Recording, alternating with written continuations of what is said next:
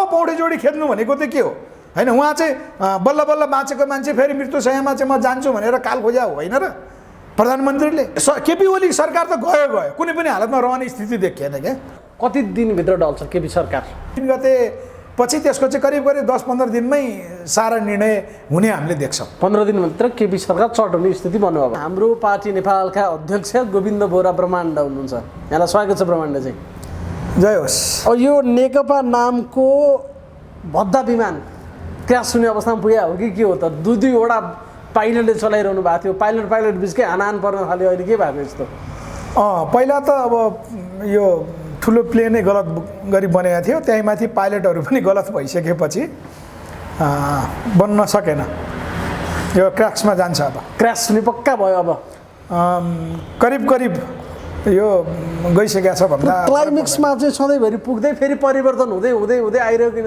विगत छ अब चाहिँ फुट्यो है भनेको 6 महिना अगाडि पनि 3 महिना अगाडि पनि अब चाहिँ फुट्यो है भनेको तर यसपटक चाहिँ घटनाक्रम अब पत्रयुद्ध जनयुद्ध गरेर आएका मान्छेहरू पत्रयुद्धतिर पुगे के कारणले भन्न सक्छौँ कि अब चाहिँ यो क्रास हुनबाट जोगाउन सक्ने अवस्था छैन त्यसका आधारहरू के हुन् होइन अब प्लेन आकाशमै ल्यान्ड हुँदैन काहीँ न काहीँ ल्यान्ड हुनुपर्छ होइन त्यो एयरपोर्ट तयार हुनु पर्यो र विशेष गरी चाहिँ हाम्रा छिमेकी राष्ट्रहरूले त्यो चाहिँ एयरपोर्ट सेफ ल्यान्डिङको लागि चाहिँ ग्राउन्ड अब दिँदैनन् त्यो सङ्केत मिलिसक्यो त्यस कारणले अब यहाँबाट मिले पनि अन्तिम चरणमा आएर मिल्छ कि भन्ने भन्दा पहिलाको थियो त्यो मिल्दैन अब उहाँहरूलाई चाहिँ प्लेन ल्यान्ड गर्ने ग्राउन्डै मिल्दैन त्यसरी बुझ्यो अब ठ्याक्कै भन्नुपर्दाखेरि चाहिँ कसरी यो अवस्था आइपुग्यो तपाईँको भदौ 26 गते एउटा सहमति गरिसकेका थिए अब हामी फुट्ने कुरा भन्ने चाहिँ गर्दै नगर्ने भनेर अगाडि बढेको 2 महिना पनि यसको डेट नरहिकन यसको भ्यालिडिटी र यो अवस्थासम्म आइपुग्नुको पछाडि जसरी तल्लो स्तरको आरोप प्रत्यारोपमा 2 जना चालकहरू नै आए विमान चालकहरू कसरी भयो त्यो घटनाक्रम कसरी विकास भयो त्यहाँसम्म कसरी पुग्यो यसलाई चाहिँ हामीले पार्टी एकीकरणलाई एकपल्ट स्मरण गर्नुपर्ने हुन्छ हामीले र छिमेकी राष्ट्रको स्वार्थलाई हामीले सम्झिनुपर्छ भनेको नेपालबाट हुने उहाँहरूको सुरक्षा स्वार्थ त्यसलाई सम्झिनुपर्छ अर्को हाम्रो संविधान गलत बनिसकेको छ त्यहाँ सम्झिनुपर्छ यो सबैलाई मिलाउँदाखेरि मुख्यतया अहिले विश्व राजनीति हेर्दाखेरि चाहिँ हामीले चीन जो सुपर पावर बन्दैछ त्यसको अवरोधकर्ताको रूपमा नेपाल बनेकोमा दुई मत भएन चीन र भारतको स्ट्र्याटेजी मिलेकोमा दुई मत भएन त्यसकारणले यसलाई मिलाउनको निमित्त यी सारा कुराहरू चाहिँ भएको र यो भदौ 26 को भनेको त यी यहाँभित्र भएका निमित्त कारणहरू मात्रै हुन् मुख्य कुरो हामी गलत ट्र्याकमा गइसकेपछि त्यसलाई त लाइनमा ल्याउनु पर्यो यसमा चाहिँ छिमेकी राष्ट्रहरूले हाम्रो विशेष गरी भूगोल जोडिएको भारत र चीनले जो नेपालमा चाहिँ निर्णायक एउटा स्थिर सरकार उनीहरू अनुकूलको सरकार खोज्यो त्यसको प्रतिफल चाहिँ अब बन्छ त्यसकारण यो ब्लुप्रिन्ट बनायो यो नेकपा भित्रको त यी सबै तपसिलका विषयहरू हुन् तपाईले हेर्नुभयो हैन आरोप पत्रहरू जे छ दुईटा अध्यक्ष बीचको जुवारी पत्र पढ्नुभयो दुवै हेर्नुभयो हेरियो कस्तो लाग्यो तपाईलाई अनि यो स्वाभाविक पहिलादेखिकै थियो हामीले विश्लेषण पनि गरेका थियौँ यो पार्टी एक नरहने कारण एक त यो सैद्धान्तिक एकतै थिएन साङ्गठनिक एकता पनि थिएन यो पार्टी रुलमा चाहिँ यो छँदै थिएन त्यसकारण यी आरोप प्रत्यारोपहरू प्रचण्डजीले त अन्तिममा के भनिदिनु भयो भन्दा इनफ इज इनफ भनिदिनु भयो केपी शर्मा ओलीको अर्को छ अब केपी शर्मा ओलीलाई चाहिँ चौतर्फी केपी शर्मा ओलीले खाली तपाईँ भागबण्डा मात्र खोज्नुभयो लगाएको काम गर्नु भएन पार्टीको कार्यकारी अध्यक्ष तपाईँ मेरा काममा प्रश्न उठाउनुहुन्छ तपाईँले चाहिँ के गर्नुभयो त त्यसको जवाब दिनुहोस् न खालि तपाईँ चाहिँ गुटबन्दी गर्दै हिँड्ने खुमलटारलाई चाहिँ गुटको हेडक्वार्टर बनाउने भन्ने प्रमुख आरोप उहाँको छ आरोप वाइज जाउँ है हामी यो कुरो ठिक छ केपी ओली भनेको कुरो ठिक हो यो ठिक छ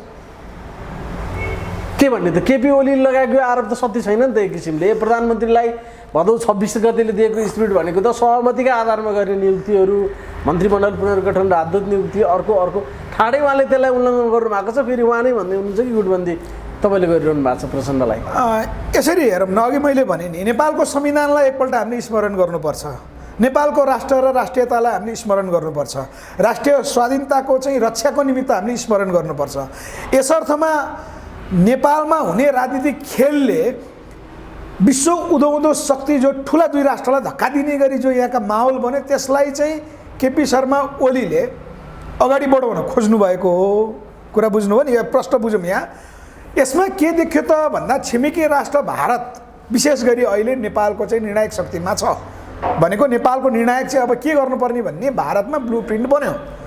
त्यो ब्लुप्रिन्ट कार्यान्वयन मुख्य कुरा रह्यो। त्यो किन आवश्यकता पर्यो भन्ने कुरा चाहिँ हामीले केलाउने कुरा रहन्छ हैन। त्यसकारण हामीले के बुझ्नु पर्यो त भन्दा यहाँ विधि पद्धति संविधान मात्रै सुशासन मात्रै भन्दा पनि हाम्रो कुरा अर्कै हो, भित्री कुरा अर्कै हो, भित्री कुरा अर्कै देखिन्छ हो, भित्री कुरा अर्कै छ। प्रधानमन्त्रीले भदौ 26 गतेको स्पिरिट अनुसार कार्यान्वयन नगरेका कारणले गर्दा लफडा सुरु भएको, पछिल्लो लफडाको सुरुवात भन्ने छ, त्यो होइन कारण होइन। 26 गतेको त्यो कारण त तपसिलको कारण भयो। किनभने मुख्य कारण के हो होइन, मुख्य कुरो के हो भने प्रचण्ड भनेको पश्चिमा लाइनबाट अगाडि बढेको राजनीतिक नेतृत्व होइन।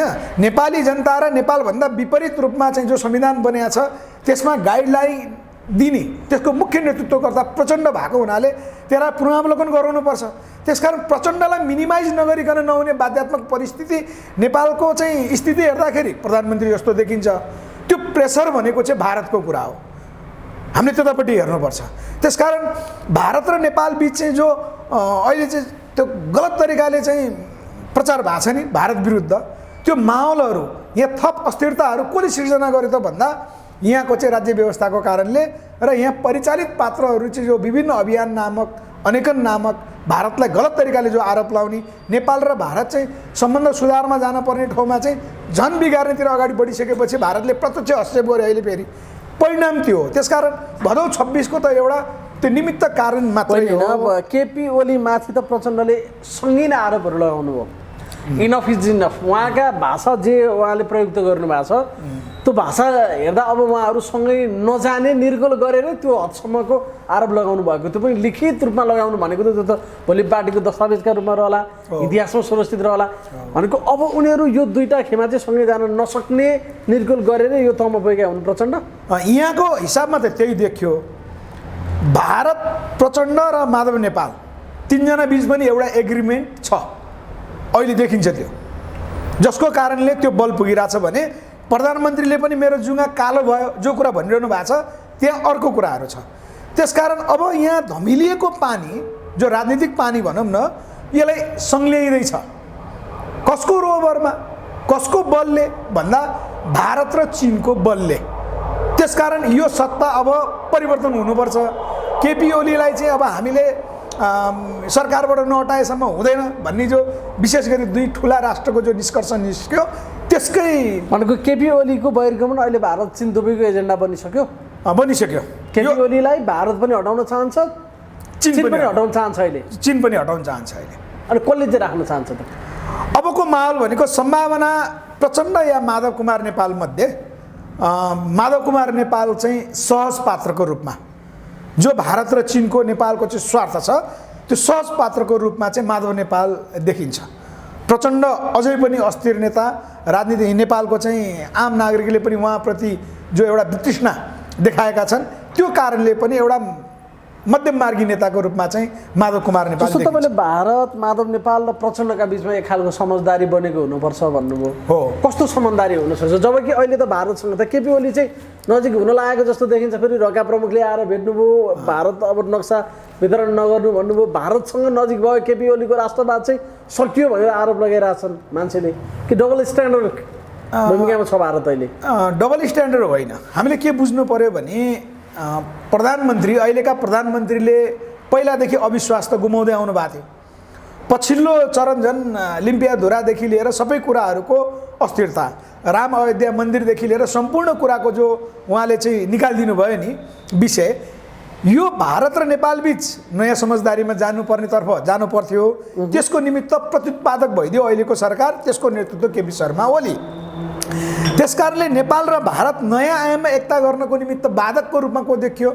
केपी शर्मा ओली देखिनुभयो, जसको कारणले गर्दा इपिजी पनि उसले बुझेन। त्यसको कहरमा जो इपिजी नबुझेको जो कहर छ नि त्यो हो, त्यो कहरमा चाहिँ के भयो त भन्दा नेपालमा चाहिँ झन् गलत तत्त्वहरूलाई उक्साइयो। भने हिजो एउटा समय थियो केपी ओलीले सार्वजनिक रूपमा भन्नुभयो मेरो सरकार हटाउनको लागि इन्डिया लागिरहेको छ, नेपाली जनताले साथ पनि दिए, त्यसको विरुद्धमा आवाज उठाए, तपाईँले बोल्नुभयो, अर्कोले बोल्यो, अर्कोले बोल्यो, सारा मान्छेले बोल्दाखेरि तात्कालिक रूपमा त्यो विषय सल्कियो। तर 1-2 महिनामा पनि पानी त बग्यो बागमतीमा, अवस्था त फेरि हो। रको प्रमुखलाई उहाँले भेटिदिनु भयो। अब केपी ओलीले मलाई भारतले हटाउन लाग्यो भने पनि कसैले पत्याउनेवाला छैन, अवस्था त त्यहाँ पुग्यो नि होइन र? पुग्यो। अनि के भन्ने त फेरि तपाईँ त भन्दै हुनुहुन्छ केपी ओली नै इन्डियाको आँखामा कसिङ्गर हुन्, त्यो कसिङ्गर हटाउन लाग्यो भन्ने सङ्केत तपाईँ गर्दै हुनुहुन्छ। एकदम। कसरी मिल्छ कुरो यहाँ? त्यही त भन्दैछु, यहाँको संविधान, भारतको सुरक्षा, चीनको सुरक्षा मूल विषय त्यो छ। अब त्यही माथि चाहिँ अब प्रचण्ड पश्चिमा लाइनको मान्छेलाई पनि भारतले चाहिँ त्यहाँभित्र एउटा लिखित एग्रिमेन्ट गराएको हुनुपर्छ। र योभन्दा पहिला हामीले के हेर्नु पर्यो भने विशेष गरी माओवादी जनयुद्ध चलिरहँदाखेरि भारत विरुद्ध हामी कुनै पनि गतिविधि गर्दैनौँ भनेर प्रचण्डहरू र बाबुरामजीहरूले चाहिँ लिखित पत्र समेत बुझाइसकेको अवस्थामा त्यसलाई कोट्याउँदै नयाँ समझदारी बनेको हुनुपर्छ।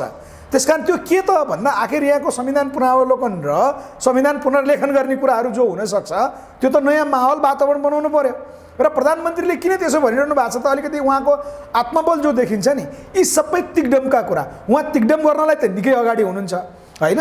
र भारतले उहाँलाई चाहिँ एकपल्ट महाकाली सन्धि ताकाको चाहिँ केपी ओली र अहिलेको केपी ओलीमा चाहिँ फरक देखेको छ। महाकाली सन्धि जस्तै गरी केपी ओली अगाडि बढिदिनु भएको भए कुरा मिल्थ्यो।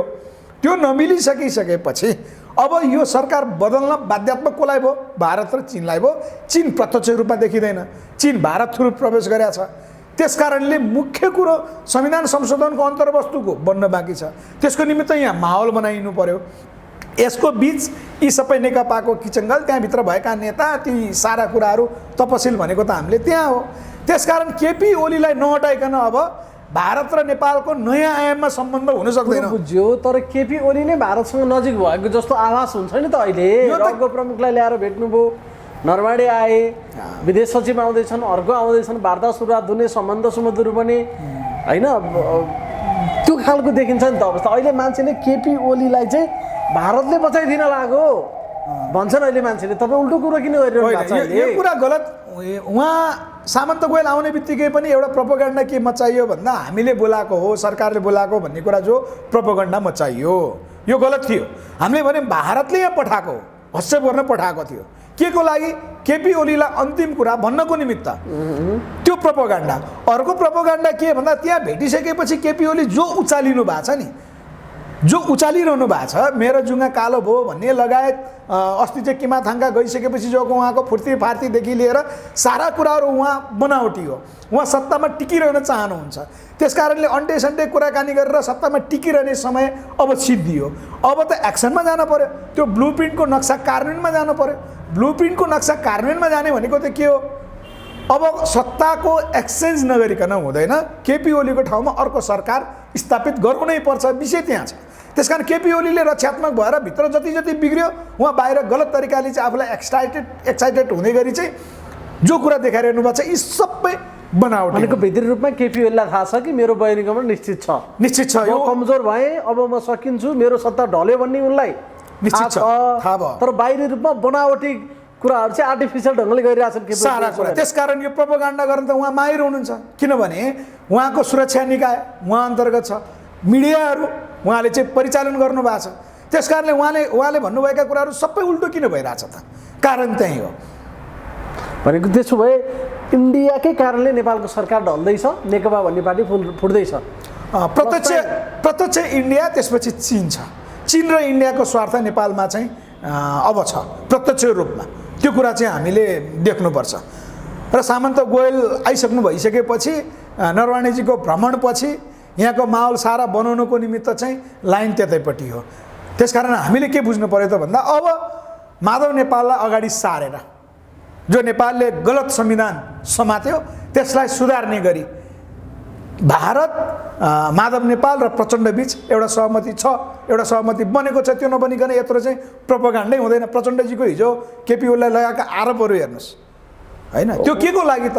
र प्रचण्डजीहरूको हेर्नुहोस् त त्यहाँ स्पष्ट पार्टीभित्र पनि बहुमतसहित सम्पूर्ण नेताहरूलाई एकीकृत गरेर प्रचण्डजीहरूले दिल्लीको बलमा अगाडि बढाइरहनु भएको छ भने केपी शर्मा ओलीजीले नेपालको आफ्नो सरकारको मोर्चाको प्रयोग मार्फत अदालतलाई चाहिँ आफूले कन्ट्रोलमा राख्नुभयो। वामदेव गौतमलाई त्यही अनुसारको चाहिँ उहाँले फकाउनलाई सुरुवात गर्नुभयो होइन। आन्तरिक शक्ति केपी शर्मा ओलीको हातमा छ र उहाँले त्यही अनुसारको कार्य गर्नुभएको छ। प्रचण्ड एकाएक त्यो तहसम्मको आरोप लगाउने ल्याकतमा कसरी पुगे? जबकि एक खालको छाया अध्यक्षका रूपमा नै थिए, कतिपयले उपाध्यक्ष भन्थे, कतिपयले सहअध्यक्ष भन्थे, दोस्रो अध्यक्ष मानका खातिर मान भन्थे, तर उहाँले छुट्टै आफ्नो तर्फबाट बिना सूचनाहरूका अध्यक्षलाई आफ्नो राजनीतिक प्रतिवेदन हिजो अचानक उहाँले प्रस्तुत गर्नुभयो सचिवालय बैठकमा। पत्रको जवाफ पनि एकदम सङ्गीन आरोप लगाउँदै गर्नुभयो, राजनीतिक प्रतिवेदनमा पनि कम्प्लिटली केपी ओलीलाई पाखा लगाएर त्यो आक्षेपको पनि पराकाष्ठमा उहाँ पुग्नुभयो। त्यो तागत कहाँबाट आयो प्रचण्डलाई अहिले? त्यही दिल्लीबाट आयो। कुन आँटले उहाँले यसो गर्नुभयो? दिल्लीको आँटले गर्नुभयो, रको आँटले गर्नुभयो होइन। यसमा त हाम्रो छिमेकी राष्ट्र चीन छ। चीनको प्रचण्डमाथिको विश्वास उहाँ पहिलोपटक प्रधानमन्त्री हुनुहुँदाखेरि जति थियो नि, चीनले जति विश्वास गरेको थियो, प्रचण्डले राजीनामा दिइसकेपछि चीनले त प्रचण्डलाई ख्यान्त्रेङ भन्ने हो होइन। उनको चाहिँ खुट्टी परालको खुट्टी रहेछ भनेर चाहिँ चीनले पछि प्रचण्डलाई नमाने त हो। त्यसकारण प्रचण्डजीहरूलाई के थाहा छ भने चीन र भारतको सहयोगमा म बलियो हुन सक्छु। उहाँको त करियर बाँकी छ, अहिलेका प्रधानमन्त्रीको त अब छैन होइन। उहाँको प्रदीप नेपालले भनिदिनु भयो नि, प्रदीप नेपाल तत्कालीन एमाले भित्रको शक्तिशाली नेताको हिसाबमा पुरानो एमाले भित्रको स्वास्थ्य सङ्गठनले चाहिँ केपी ओलीको आयु नै तोक्दिया रहेछ। भलै उहाँलाई चाहिँ प्रकृतिको शक्ति मिल्यो, दैवी शक्ति मिल्यो, जसको कारणले गर्दा सारा खेल बिग्रियो, यो कुरा त थाहा छ। त्यस कारणले प्रचण्ड प्रधानमन्त्री दुईपल्ट भइसकेपछि अब चीन र भारतको नयाँ सहमतिमा जुन मोर्चा बनाएको छ त्यो मोर्चा नै प्रचण्डको शक्ति हो होइन। हामीले त्यसरी बुझ्नु पर्यो र यो सत्ताको विकल्प भनेको चाहिँ अब तयार हुँदैछ है। अहिलेलाई तत्कालको लागि चाहिँ यो सरकारको विकल्प माधव नेपाल देखिया छ अहिले सहज पात्रको रूपमा। त्यसकारण उहाँहरूले एग्रिमेन्ट माधव नेपालको योभन्दा पहिला पनि के खोजिरहनु भएको थियो भने मलाई लिखित सम्झौता चाहियो, मलाई भारतले धोका दिँदैन भन्ने कुरा के हो योभन्दा पहिला जस्तो भन्ने उहाँलाई लिखित चाहिएको थियो।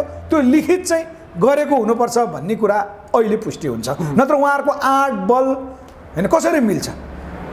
जबकि प्रचण्डमाथि चाहिँ अर्को प्रहार गर्ने नेता त माधव नेपाल पनि हो, उहाँहरूको जनयुद्धदेखिको सम्पर्क पनि छ, भारतसँगको कनेक्सनमा चाहिँ उहाँहरूको सहकार्य पनि भएको हो होइन। यद्यपि केपी ओली बरु विपरीत हुनुहुन्थ्यो, सचिवालय बैठकका लागि जुन खालको कसरत गर्नुभएको थियो, जुन खालको दबाब दिनुभएको थियो, यो चाहिँ पुरै पूर्व तयारी सहित गरिएको रहेछ। जुन दिन बैठक बस्छ त्यतिखेर हामी राजनीतिक प्रतिवेदन यो राख्ने, त्यस पछाडि विषय अगाडि बढ्यो र फेरि बस्न नमानेको भए आफैले बोलाएर भए पनि यो कुरा चाहिँ अगाडि बढाउने भन्ने तयारी रहेछ उनीहरूको। तयारी रहेछ, बुझ्नु पर्यो हो। किनभने नेकपा भित्र त शक्ति सन्तुलन त गर्नु पर्यो र योभन्दा पहिला जसरी 81 गर्दाखेरि जो बिग्रियो नि, अहिले मैले भने प्रचण्डले 81 राजीनामा दिँदाखेरि चीनसँगको सम्बन्ध बिग्रियो होइन। चीनले जसरी प्रचण्डलाई माओभन्दा पछाडि चाहिँ मानेको जस्तो थियो, त्यो प्रचण्डले यो आँट गरिरहेछन्। यो 5 जनाको अहिले एकमत जस्तो देखिन्छ। तपाईँलाई लाग्छ कि यो मत कायमै रहन्छ या यसमा चाहिँ केही फेरबदल हुनसक्छ? किनभने अब वामदेवलाई बाटो खुल्ला गरिदिएछ, केपी ओलीले पनि खेल्न सक्ने ठाउँ त छ। फेरि प्रचण्डले बादललाई फकाउने काँड हिजो फ्याले, मैले त उप प्रधानमन्त्री बनाउन चाहन्थेँ, केपी ओलीले बनाउन मान्नु भएन किनभने अहिले त बादलले केपीलाई साथ दिइरहेको थिए। त्यहाँ पनि राजनीति चलिरहेछ। के हुन सक्ला त यिनीहरूको आन्तरिक समीकरणमा? अब के हुन सक्ला? यसमा केही फेरबदल हुनसक्छ, यो पनि गौण कुरा हो।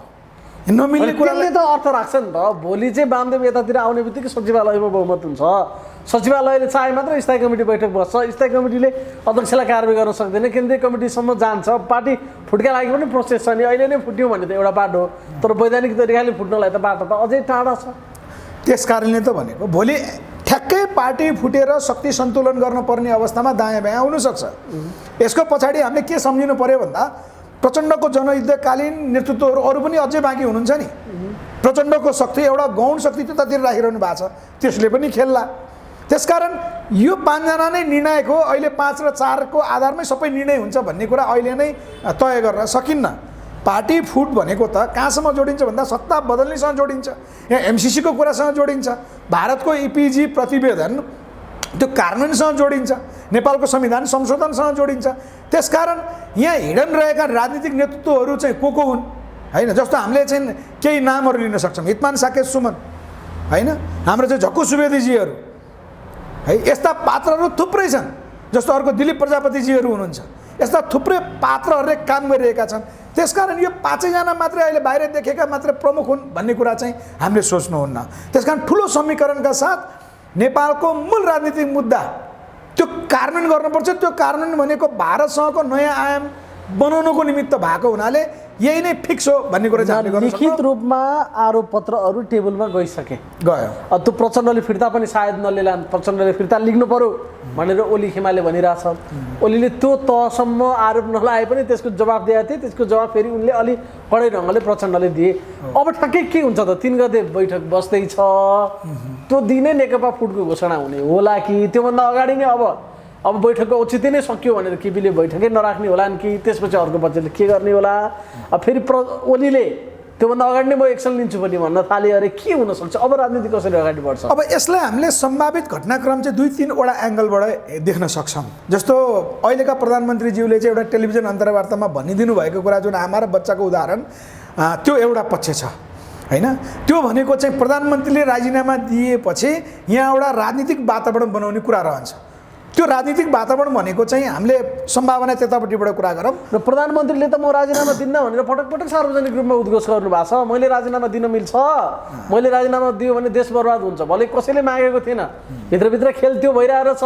प्रचण्डले हिजो त्यो पत्र र राजनीतिक प्रतिवेदन राखेपछि थाहा पाइयो प्रधानमन्त्रीलाई त पूर्व सूचना रहेछ, तर उहाँले कसैले पनि राजीनामा नमागेकै अवस्थामा सबैभन्दा बढी जवाब त्यसको दिनुभएको छ कि म राजीनामा दिन्न, मेरो जुङ्गा कालो आउन थाल्यो भनेको ममा जोस अझ शक्तिको प्रतिज्ञा रूपमा उहाँले त्यो जुङ्गासँग जोडेर तर्साउने काम गरिरहनु भएको छ। सजिलो पात्र हो र केपी ओली फुत्त राजीनामा दिएर हिँड्नलाई? यस्तो भयो नि त, उहाँले अघि हामीले भन्यौँ नि, उहाँ मलाई त जनमत छ, जनताले प्रधानमन्त्री 5 वर्षको लागि बनाएको भन्ने उहाँको तर्क छ। होइन, उहाँको तर्क त सबै जनतामा कहाँ मिल्छ? जनताले त नेकपालाई चाहिँ मत दिएको हो नि, केपी ओलीलाई दिएको त होइन। भलै केपी ओलीले चाहिँ नाकाबन्दीमा लगाएको अडान जो छ त्यो अडानप्रति चाहिँ अलिकति विश्वास गरे हो। मूलतः स्थायी सरकार चाहिन्छ भन्ने हिसाबमा जो एउटा माग थियो त्यसमा चाहिँ एउटा जनयुद्ध गरेर उदाएको पार्टी, त्यसको नेतृत्व प्रचण्ड, अर्को चाहिँ केपी शर्मा ओली, त्यस आधारमा हो र उहाँले प्रोपोगन्डा म राजीनामा किन दिने भन्नुको अर्थ चाहिँ भित्रभित्र उहाँले राजीनामा दिनुपर्छ भन्ने उहाँलाई थाहा छ। त्यस कारण जति जति प्रोपोगन्डा गर्यो त्यति मेरो पद बच्छ कि भन्ने उहाँलाई लागेको हुनुपर्छ, कारण त्यतापट्टि हो। अर्को माहौल चाहिँ उहाँले गर्न खोजेको कुरा के हो भने प्रचण्डजीहरूले गर्ने निर्णय भन्दा ठुलो निर्णय म गर्छु भन्ने कुरा चाहिँ त्यो भनेको त्यही प्रचण्डजीले नै हिजोको प्रत्युत्तरमा दिनुभयो भने त्यो भने के संसद विघटन, त्यो भने के सङ्कटकाल, त्यो भने के सैनिक शासन भनेर चाहिँ प्रचण्डजीले जो प्रश्न सोध्नु भएको छ नि, त्यो कुरा नै अबको आगामी बाटो हुनसक्छ।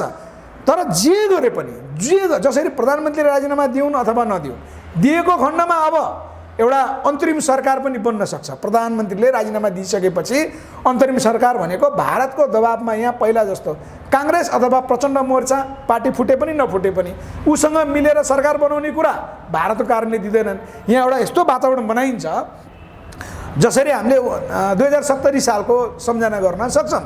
खिलराज रेग्मी उहाँलाई चाहिँ संविधानभन्दा बाहिरपट्टिबाट संविधान विपरीत होइन प्रधान न्यायाधीशलाई जसरी चाहिँ मन्त्री परिषदको अध्यक्ष भनेर ल्याइएको थियो नि, त्यो के को लागि त भन्दा संविधान सभाको चुनाव गराउनको लागि ल्याइएको थियो।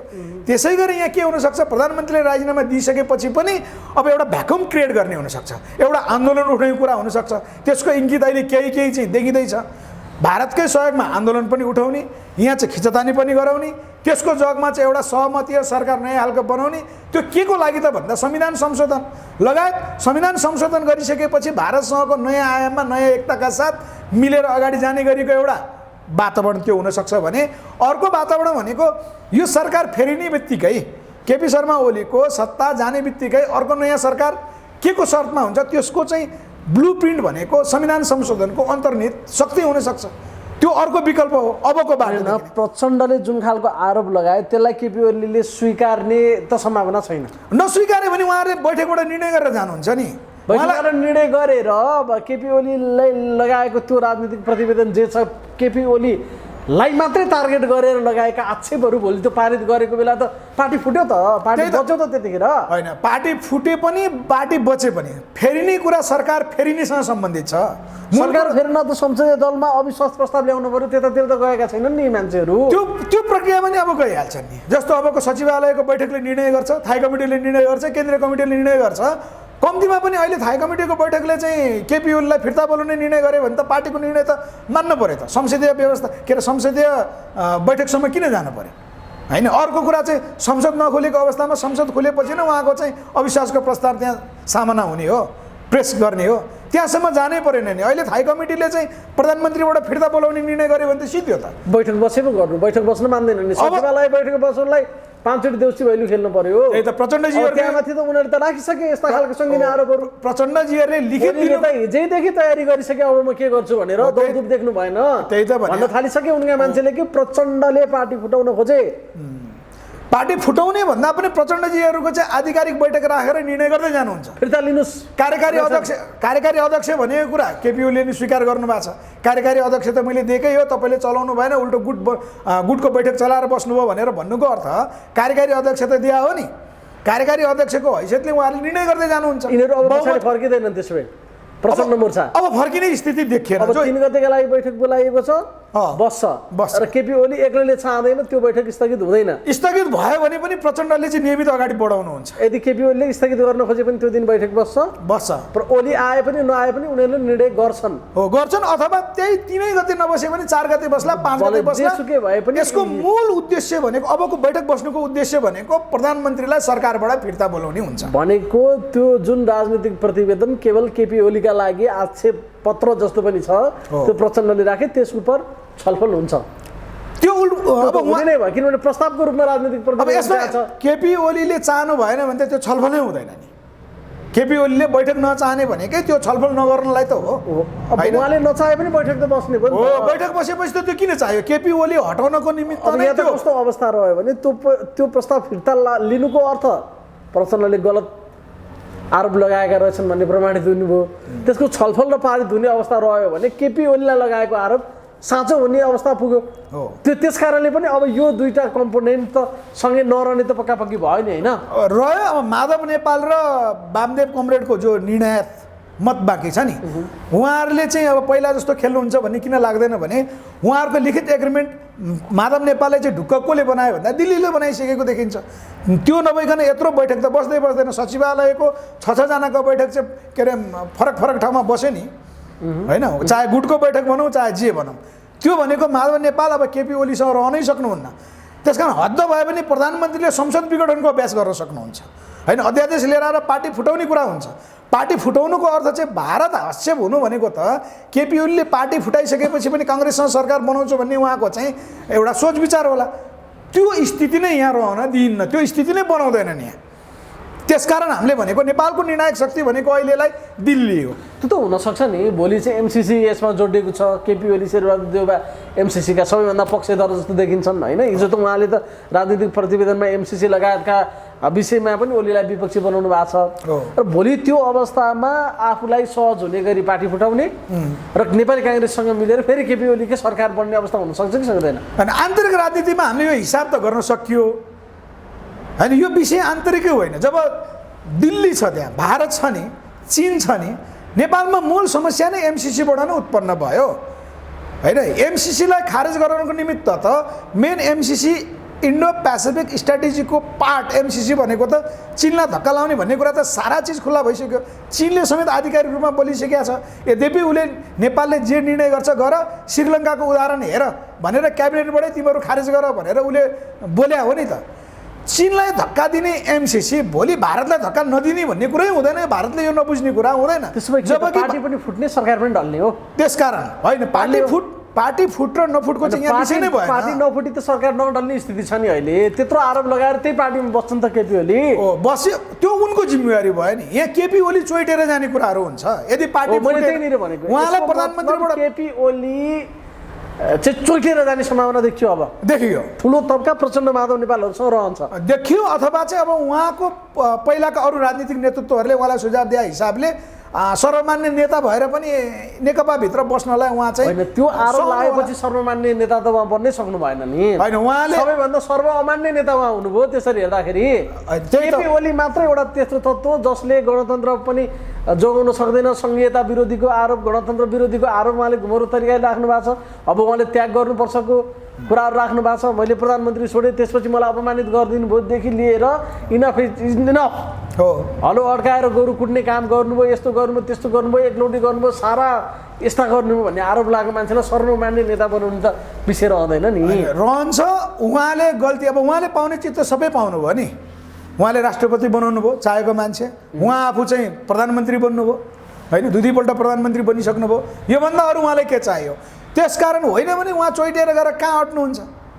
त्यो उहाँको कुरा हो।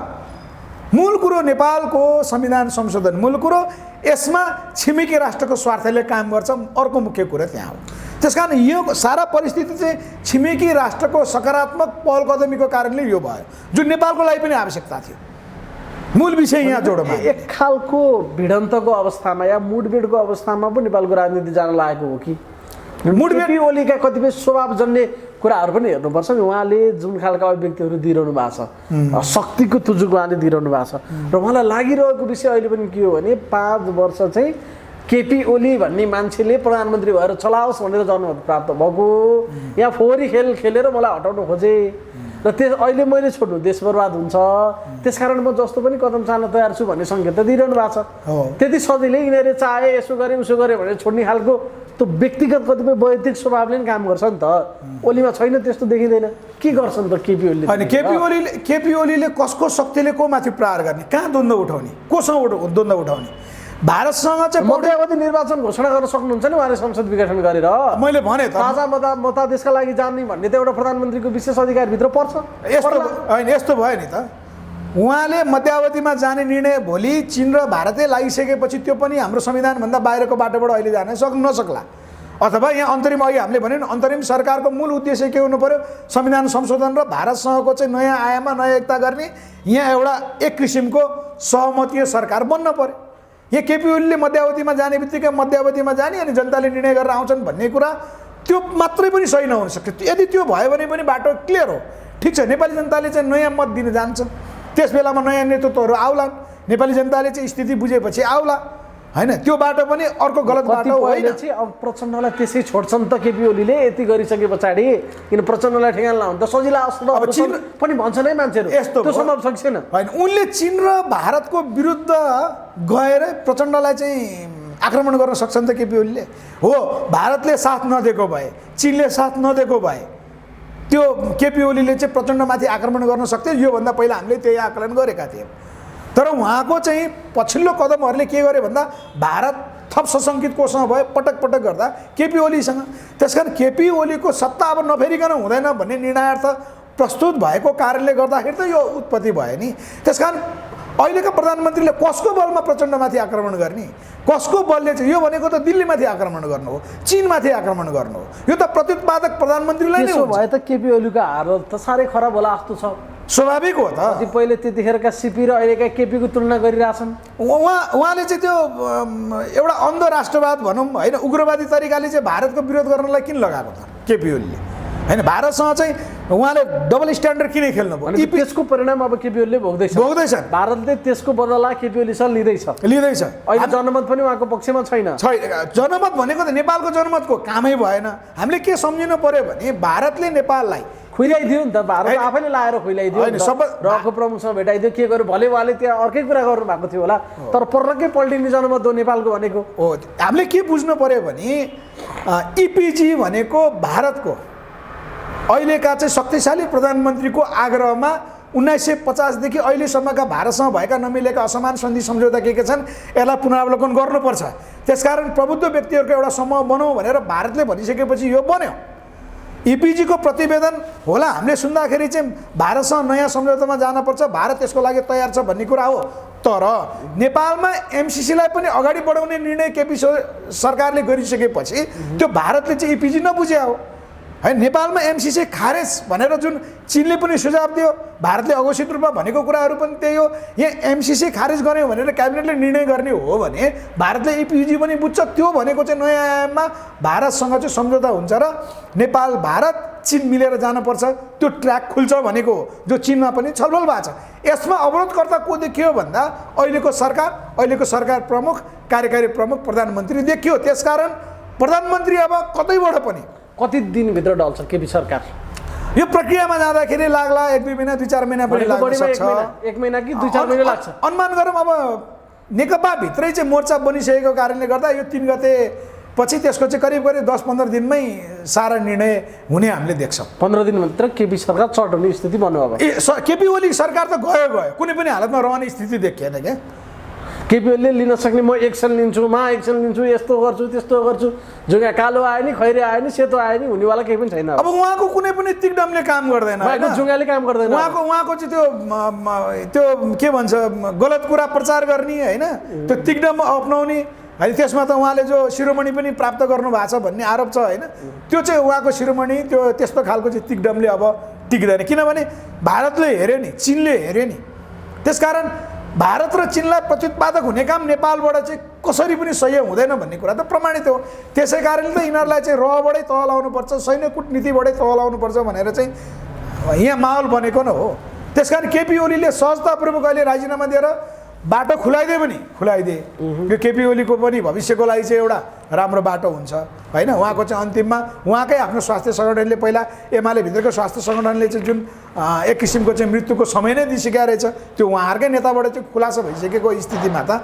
यी सारा कुरा त उहाँले पाउनुभयो नि त्यसकारण अब पौडी जोडी खेल्नु भनेको त के हो होइन उहाँ चाहिँ बल्ल बल्ल बाँचेको मान्छे फेरि मृत्यु शय्यामा चाहिँ म जान्छु भनेर काल खोज्या होइन र प्रधानमन्त्रीले त्यही कुरा त बुझ्नु पऱ्यो नि हामीले हुन्छ महत्त्वपूर्ण समयको लागि तपाईँलाई धेरै धेरै धन्यवाद हस् नमस्कार